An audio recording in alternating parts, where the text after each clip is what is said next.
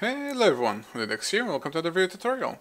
This time around I'm going to show you how you can set up your own spider farm which actually generates spider eyes. So as always, first I'm going to show you how the trap works, how it's built, and then I'm going to show you how to actually build it. So just a brief overview. You can right now, I have a chest here which collects only spider eyes because of the small setup that I have right there. For the actual explanation, I'm gonna be forced to actually set it on peaceful because they simply make too much noise. So as you can see, I have a chest right here with spider eyes, with some setup here of collection. The actual trick of how to make this work relies on the fact that I'm using those deployers here with snowballs and quicksand. And if I'll turn the game back on, you can actually see that if previously I had 64 and 37, if I wait a little bit, eventually I'm gonna have more. So as you can see, it's composed of two parts, the farm itself and the snowball creating machine. The actual part on how to create the snowball harvesting machine, I'm not going to show you how to build. It's extremely simple. All you have to do is set up red power block breakers facing up, place some snowmen on the top of them, and have some glass panes to kind of keep them in place, and that's extremely simple thing to do. So there is really nothing too much to it. And if we look again in my chest, you can see that the number slowly grows. So this indeed creates spider eyes, and actually it also creates experience, and I can show you that by simply jumping inside. But harvesting that experience, you can see my experience bar grows slightly, goes up. But harvesting that experience is a little bit too complicated and simply not worth it, so it simply sits there and gets despawned. Okay, so let me explain what's going on. I'm actually going to turn this off quickly, and I'm also going to turn off the snowballs. Okay, so let me explain what's going on. So I have this supply of snowballs coming in.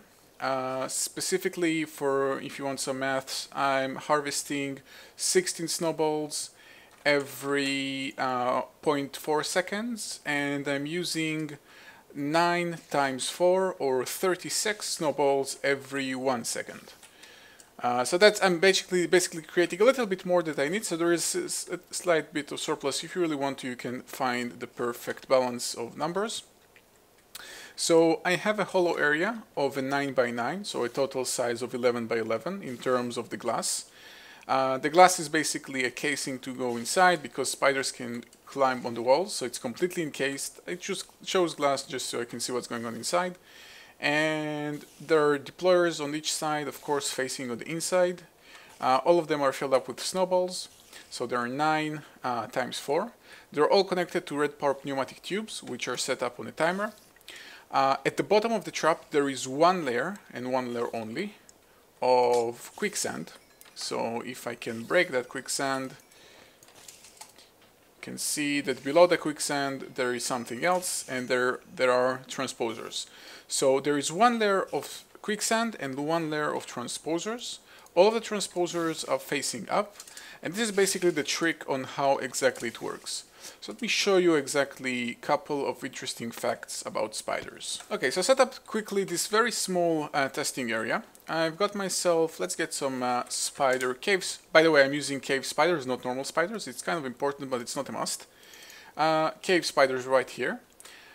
So something interesting to note about them. So if you don't know, quicksand is something from Extra Biomes. That's a mod available in most mod packs, but not all of them. Just make sure that your respective mod pack contains it.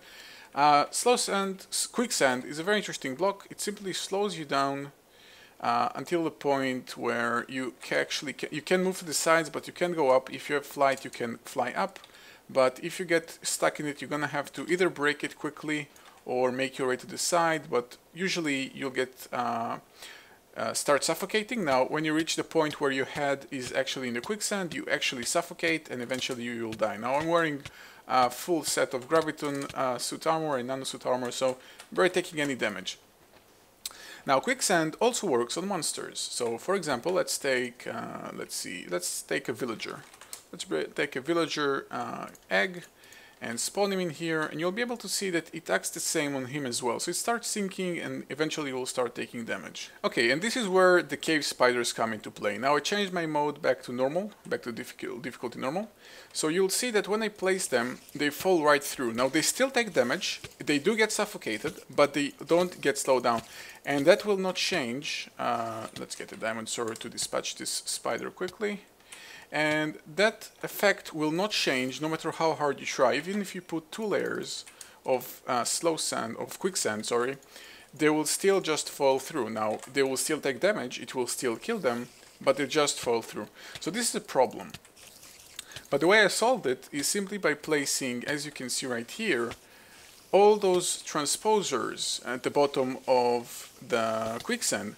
Now, transposers are interesting because they act as they do 2 things. They both stop the spiders, but they also collect all the items that fall onto them.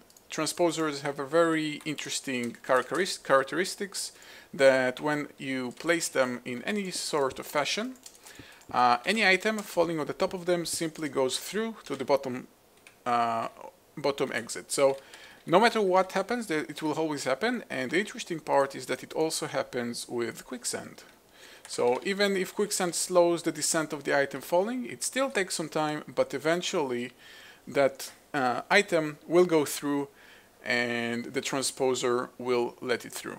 And you can actually see it happen by the fact that I've got the drops from the spiders.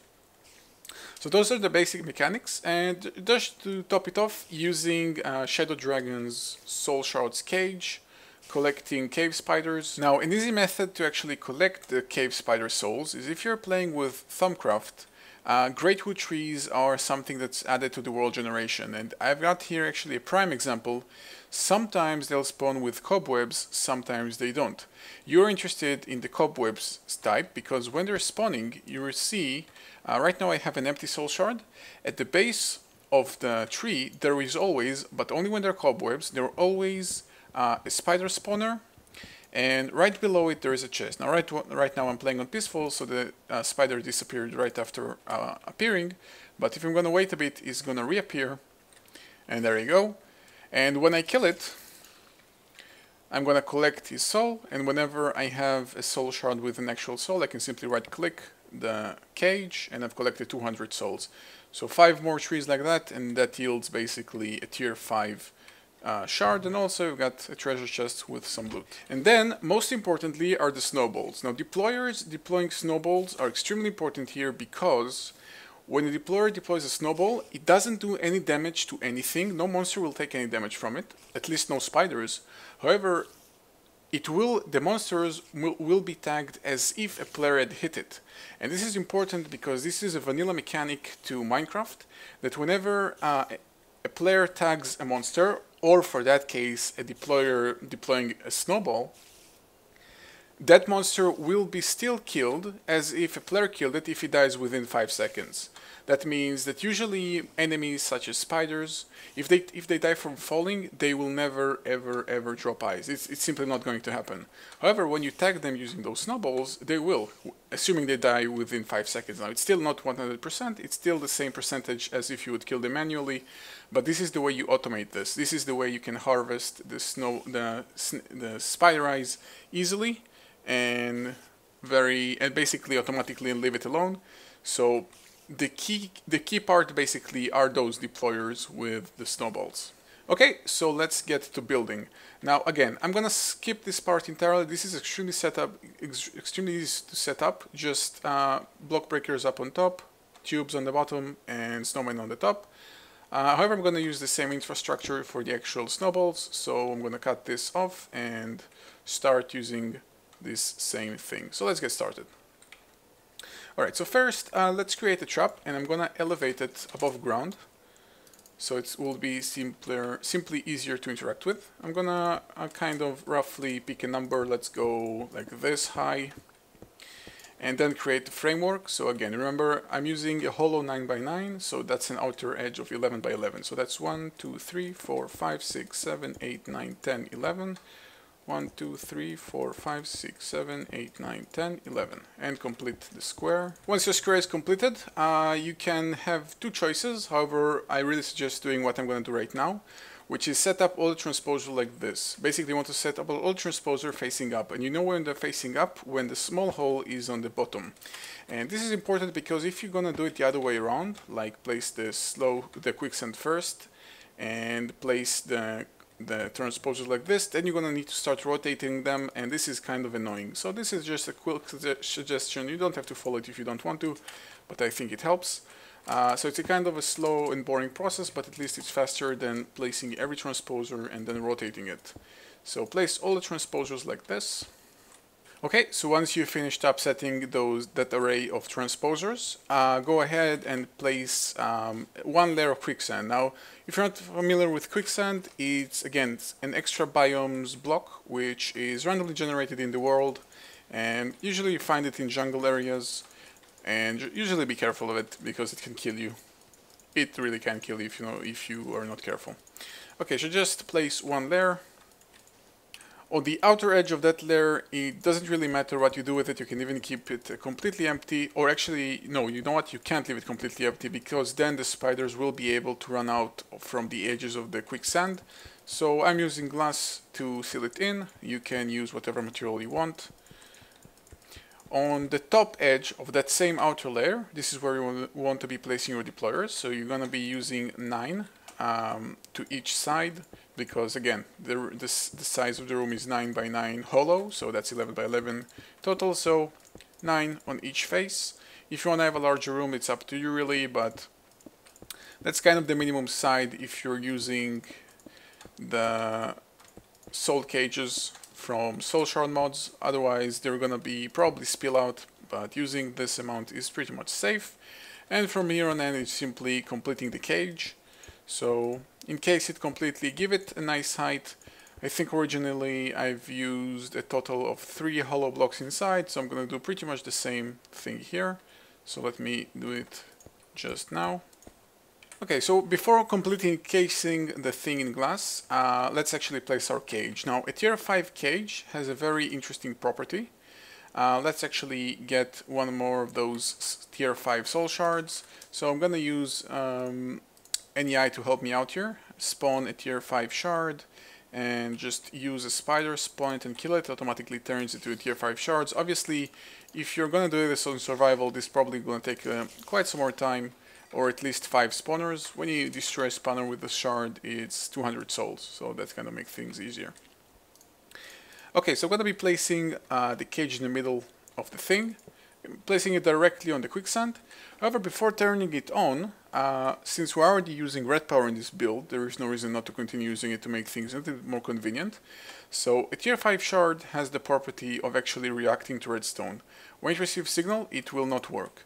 So you could use something like this to actually make it a little bit more convenient to play with. So you can place a cobblestone in the middle, actually connect it with some redstone or red wire, some jacketed wire, and you can place a lever right on top of that and turn it on and off as you wish. This will actually control the redstone in here. Now I can break a block so you can see it. You can see that there is a redstone signal right there. So this way you can actually control the signal from outside the cage when I'm completing this thing. So right now it's turned on. When I place the soul shard in here, it doesn't spawn anything because the signal is turned on. So I can now complete the sealing. Okay, so the trap is completely encased. I can control the spawner from the top here from this lever right there. The last remaining thing to do is connect all the deployers with some redstone tubing.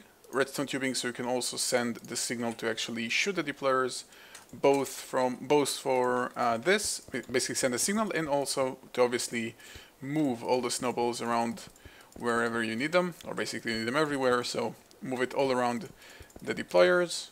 Let's get rid of this access tube.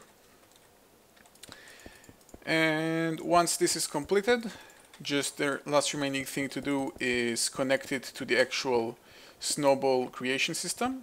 So I'm gonna take it, those will be steel redstone tubes, but the rest will be normal tubes, because I don't want the signal to go through to those block breakers right there. So this will be again a tube and some more normal tubes, and those will now start feeding those deployers with snowballs. And also let's set up the signal. So using some jacketed wire, connect it like this on the side, some alloy wire, and a timer. And you can set it to whatever amount you want. Again, I'm gonna set it to 1 second. Kind of timed nicely. You might also be able to take 2 wings out, like only use half the amount of deployers, 1 set on each wall, and ignore the opposite walls if you really want to, but I think it's better you kind of increase the chances of actually catching spiders with snowballs like this. And lastly, the collection point. This is kind of optional, whatever I'm doing. You can use whatever method you like. There are a bunch of methods to do it, but I'm going to use the thermocraft golems. And you know what, let's actually use the same filtering system that I've used in my original example, so you kind of see how I did that if you really want to. Let's set up roughly in the center. I think I'm in the center. Yeah, I'm in the center. Okay, so this is the center point. Let's place a tube right there. It's going to be a normal tube. This is normal tube. Okay, I think it's the center. Doesn't matter. And from here, I'm going to have 2 relays. 2 relays facing into that tube. And from here, I'm going to have a filter. Going to filter. And that filter will filter out spider eyes.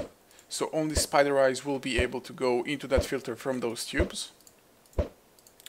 1 tube away on the opposite direction will be, let's go normal tubes again, will be another tube and a transposer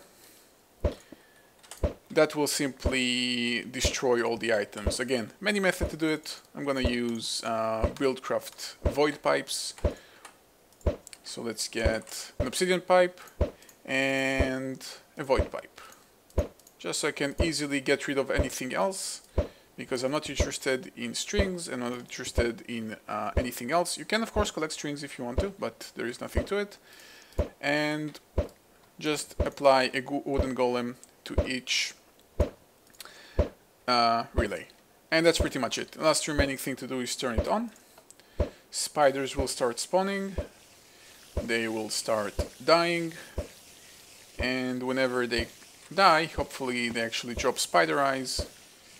You can see right now drop string, some more string. Like to get some spider eyes, will be awesome. Actually forgot to set up a chest right there. Let's set up a chest on the filter and there you go. We got the spider eye. So there we have it. It's collected and eventually for some reason those guys kind of got stuck. Oh, got stuck on this area. Let's help him out. Okay, now it should be fine. So again, they're collecting those spider eyes, and again using the soul shard soul cages, this is kind of running all the time. The only thing you need to do is to keep this chunk loaded. There are again many methods to do it. You can use chicken chunk loaders or whatever you like, and you can leave this alone, come back, and bam, you've got spider eyes.